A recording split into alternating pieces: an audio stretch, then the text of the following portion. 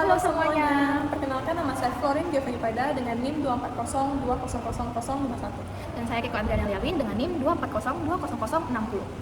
Hari ini kami akan memaparkan dan menjelaskan tentang adat Tionghoa guna untuk memenuhi tugas hukum perdata internasional. Nah, jadi nanti kami berdua akan menjelaskan tentang adat Tionghoa berupa perkawinan, kemudian ada anak dan juga ada warisan. Jadi jangan ditunda lagi, kami akan menjelaskannya. Jadi yang pertama kita akan membahas perkawinan terlebih dahulu. Tentu perkawinan itu akan dimulai dengan proses lamaran pada umumnya kan. Nah, di adat Tionghoa ini proses lamaran itu dimulai ketika pihak laki-laki atau calon mempelai laki-laki itu mengirim seorang perempuan yang disebut mak comblang kepada keluarga laki-laki dan keluarga perempuan tersebut untuk memberitahukan bahwa kedua anak mereka itu saling cocok dan nanti akan dilanjutkan dengan menentukan hari yang tepat untuk pelamaran secara resminya. Nah, kemudian yang kedua itu ada yang namanya sangjit. Sangjit itu biasa merupakan seserahan ya kalau yang kita kenal sekarang. Biasanya itu pihak laki-laki akan mengatakan seserahannya kepada pihak yang perempuan. Nah, biasanya sangjit itu dilakukan seperti 1 minggu atau 1 bulan sebelum resepsi pernikahan. Biasanya juga sangjit itu bisa ngasih seserahan berupa makanan seperti ada kaleng manisan ataupun ada buah-buahan, kemudian ada arak atau wine biasanya, kemudian juga ada uang. Biasanya mereka akan taruh di angpau gitu. Ya, kalau nggak salah juga harus ada lilin merah ya. Ya benar-benar itu tuh penting juga. Setelah proses sanjit, tentu calon mempelai pria dan calon mempelai wanita harus menentukan hari untuk mereka menggelarkan acara resepsi mereka. Dalam adat Tionghoa, kita mempercayai bahwa waktu tertentu itu tidak cocok untuk dilakukan acara pernikahan seperti bulan 9 dalam kalender Cina ataupun bulan 3, bulan 6 karena ada beberapa acara tertentu yang di celebrate atau Yakini gitu ya. diyakini itu tidak atau kurang beruntung untuk melakukan acara pernikahan pada waktu-waktu atau bulan tersebut. Maka calon mempelai pria dan wanita itu akan pada umumnya pergi ke vihara atau ke kelenteng untuk bertanya atau berkonsultasi apa sih atau kapan sih waktu yang pas atau penentuan hari dan waktu yang pas untuk mereka melakukan acara resepsi mereka, mungkin dari show mereka, dari energi yang ada di tahun itu, terus bulan-bulannya dan seperti itu. Nah, setelah menentukan waktu baik nih untuk resepsi pernikahan, maka tentunya mereka tuh harus pamitan gak sih sama teman-teman untuk melepas masa muda mereka, masa lajang mereka gitu ya. Jadi ada tuh namanya lautnya atau kayak bachelor night atau apa sih namanya bridal shower ya. Nah, jadi di mana itu nanti mempelai laki-laki dan mempelai perempuannya akan melakukan pesta bujang bersama teman-teman mereka nih.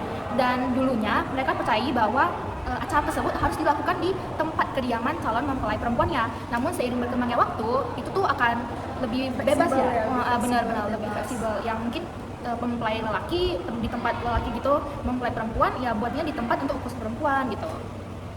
Nah, setelah mereka sudah melakukan launchia, bachelor night ataupun bridal shower itu baru mereka akan benar-benar melepaskan masa lajang mereka ke belakang dan meyakini dan meneguhkan diri untuk benar menikah satu sama lain. Nah, sebelum acara resepsi, mereka akan melakukan pemberkatan dulu atau dalam istilah Chinese-nya itu adalah qiatao, di mana mereka akan sembahyang terlebih dahulu di rumah atau rumah tempat mereka tinggal nanti untuk mendapat pemberkatan dari Tuhan. Lalu mereka akan lanjut ke kelenteng ataupun vihara. Nah, di situ dalam adat Tionghoa itu meyakini supaya pernikahannya itu diberkati sepertinya. Itu ada 3 sujud yang kita harus lakukan. Yang pertama sujud kepada Tuhan. Benar-benar pasti. Ya, kepada Tuhan ke depan. Lalu yang kedua ke orang tua masing-masing. Itu sebagai bukti kebaktian dan rasa terima kasih kita untuk orang tuanya mempelai wanita atau orang tua yang mempelai laki-laki untuk membesarkan sampai titik ini. Lalu ke satu sama lain bahwa mereka itu kayak bakti kepada calon suami dan calon istri mereka supaya mereka sampai akhir hayatnya itu terus menghormati satu sama lain.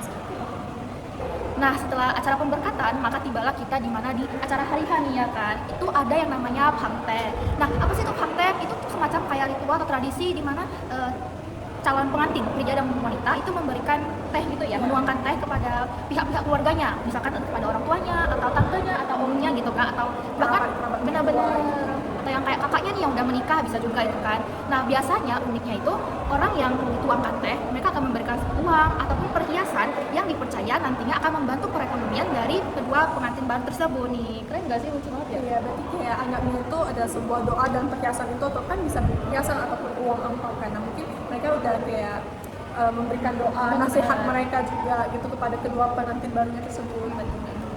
Nah, setelah Hangtae tadi, tentunya kita harus lanjut nih ke endingnya. Endingnya pernikahan AMNI apa sih sebenarnya? Tentunya adalah resepsi pernikahan di mana mereka mengundang semua kerabat mereka. Tuh kayak ada makan restoran gitu ya. Di restoran yang Bener. biasa pada malam hari lah. Bener, Itu sebagai bener. penutup dari semua tradisi yang telah mereka lakukan gitu loh. Nah, terkadang ada beberapa pasangan atau calon mempelai itu lebih memilih untuk mengeluarkan resepsi mereka masing-masing gitu. Ada yang pengantin perempuan membuat asal perempuannya jadi hari ini gitu kan. Nah, besoknya itu untuk yang dari pihak laki-laki. Tapi juga ada yang langsung menggabungkan itu. Itu tergantung masing-masing dari keadaan ekonomi sebenarnya kalau itu. Jadi itu tidak ada peraturan atau ada secara Khusus gitu ya? khusus untuk mengatur resepsi yang untuk malam ini. Enggak, itu cuma lebih ke preference atau pilihan yang dirundingkan sama keluarga mempelai sama mempelai itu sendiri. Tentu setiap pernikahan mengharapkan sebuah keturunan ataupun anak kan. Nah, dalam tradisi Tionghoa ini sepertinya anak itu lebih di prefer atau lebih Harapkan lah diharapkan itu ada anak laki-laki, karena anak laki-laki itu yang membawa nama marga atau nama keluarga dari keluarga itu, karena nantinya dia akan laki-laki akan menikah lagi dan menentukan nama marganya. Jadi dengan memiliki anak laki-laki itu nama keluarga itu akan terus eksis Bener-bener. di Turun-temurun jadinya ya. di suatu masyarakat Tionghoa tersebut. Nah, ada hal lucu atau tradisi adat yang melingkupi anak itu adalah Shio. Sebenarnya Shio itu seperti horoskop Atau kayak zodiak gitu ya, kalau zodiak bilangnya. horoskop di Cina gitu. Ada beberapa horoskop di Cina yang apabila dipunyai oleh anak atau bayi itu dianggap akan lebih beruntung atau lebih hoki. Apa aja tuh kira-kira sionya yang bagus banget pokoknya? Biasa kalau yang dinantikan itu pasti Shio naga. Shio naga, Shio harimau, biasa itu Shio yang lebih dominan, lebih agresif itu yang lebih diharapkan gitu. Karena kalau di cerita rakyatnya Tionghoa, naga itu adalah yang paling tinggi kastanya. Benar-benar. Dia itu lebih elegan, tapi dia tuh agresif, dia tuh punya kebijaksanaan seperti itu. Jadi anak-anak atau kadang sepasang suami istri itu akan menjawabkan waktu hamil, waktu kelahiran anak tersebut pada tahun Shio yang beruntung tersebut. Nah, karena tadi kan kita udah bahas Shio nih, terus kita udah bahas namanya anak laki-laki. Tentunya kita akan lanjut bahas ke warisan. Nah, sering nggak sih kamu dengar nih loh, kalau misalkan anak laki-laki itu bakal dapat warisan yang lebih gede atau enggak semua dia untuk dia. Ya, benar. Nah, sama nih di tradisi Tionghoa juga gitu, di mana anak laki-laki itu cenderung akan mendapatkan seluruh warisan ataupun semua warisan dari orang tuanya. Misalkan ini dia tunggal, ya mungkin oke aja nih kan untuk anak dia sendiri. Tapi gimana dong kalau dia punya adik, dia punya kakak perempuan, tapi dia tuh anak terakhir, tapi dia tuh anak laki-laki.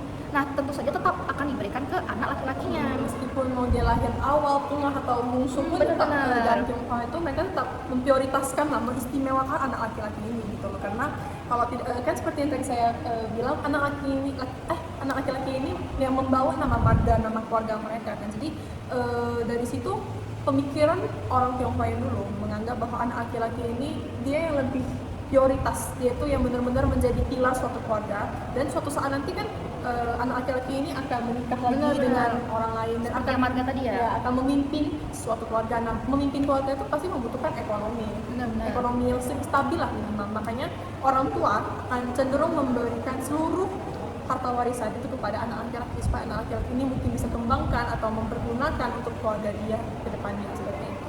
Tapi karena zamannya udah modern nih sekarang ya, jadi kita tahu kalau sekarang nih bahkan di keluarga aku sendiri, di keluarga saya sendiri dan keluarga Flori juga mungkin ya, kayak harta warisan untuk anak laki-laki dan perempuan tuh udah nggak khusus laki-laki doang, jadi sekarang tuh udah sama rata aja. Ya. Benar, ya, karena mungkin kalau dari kata orang tua aku kan ada satu tokoh filsafat ya namanya Confucius, pasti semua orang tahu Confucius sih, karena dia tuh benar-benar sangat bijaksana dan dalam ajaran dia tuh dia mengajar soal keadilan atau kesetaraan gitu. Nah, beberapa masyarakat Tionghoa yang sudah berpemikiran yang modern dan tidak jadul lagi, mereka memikirkan benar juga gitu.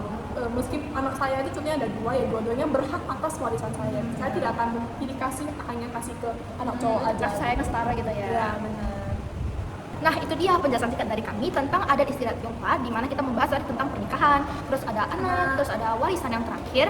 Nah, semoga semua itu bermanfaat meskipun hanya sedikit detail, tapi semoga itu menambah pengetahuan dan info untuk semua yang menonton. Ya, oke. Sekian dari kami. Terima kasih atas perhatiannya semua. Bye-bye.